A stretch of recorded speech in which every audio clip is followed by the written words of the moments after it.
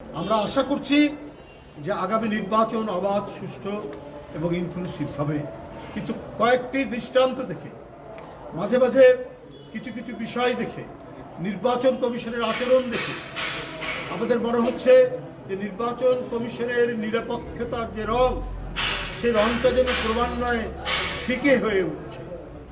কোথাও কোনো গভীর চক্রান্ত হচ্ছে কিনা, রাষ্ট্রে, সরকারে, নির্বাচন কমিশনে কোথাও কিছু পড়ছে কিনা। আমরা সেই শেক্সপিয়ারের, সেই হ্যামলেটের সেই কথাটি, সেই ফ্রেজ ইয়েটি আমরা জানি, something is rotten in the state of Denmark. সে ধরনের পচনের কিছু গন্ধ কিন্তু নাকে আসছে।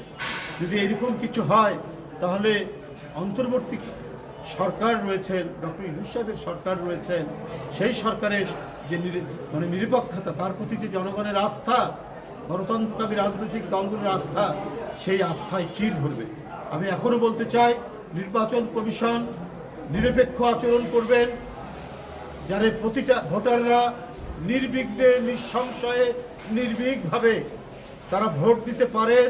এখানে যাতে কোনো ধরনের কোনো সূক্ষ্ম কারচুপির কোনো অবকাশ না থাকে, এইটা দেখার প্রধান দায়িত্ব নির্বাচন কমিশন এবং তার সাথে সরকার।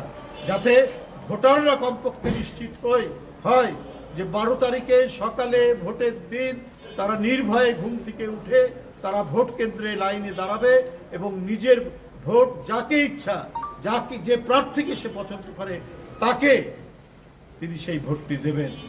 এইটা হচ্ছে জনগণের প্রত্যাশা।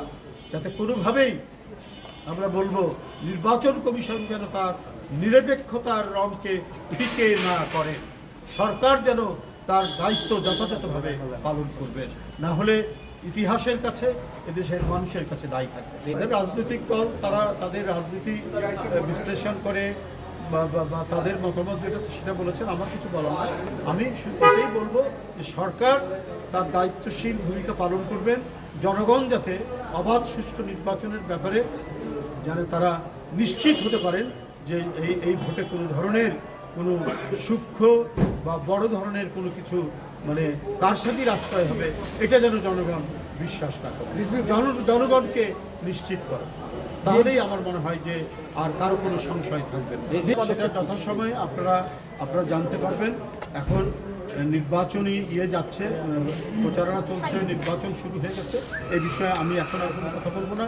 যে অঙ্গীকার পুরো দলের চেয়ারম্যান করেছেন, আমি শুধু এইটুকুই বলতে পারি যে আপনি ফ্যামিলি কার্ড বলুন আর ফার্মার্স কার্ড বলুন, যা যা অঙ্গীকার তিনি করেছেন, জনগণ যদি বিএনপিকে রায় দেয়, আপনি দেখবেন প্রত্যেকটি অক্ষরে অক্ষরে সেটি বাস্তবায়ন। আমরাও উদ্বিগ্ন যে আমরা বারবার বলেছি, দলের পক্ষ থেকে বলা হয়েছে যে আমাদের দলের চেয়ারম্যানের নিরাপত্তার বিষয়টি সর্বাধিক গুরুত্ব দিবে সরকার।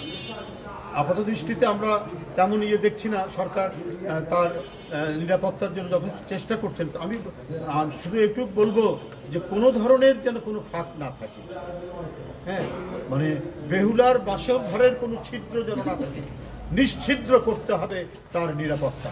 এটাই হচ্ছে আমাদের বক্তব্য।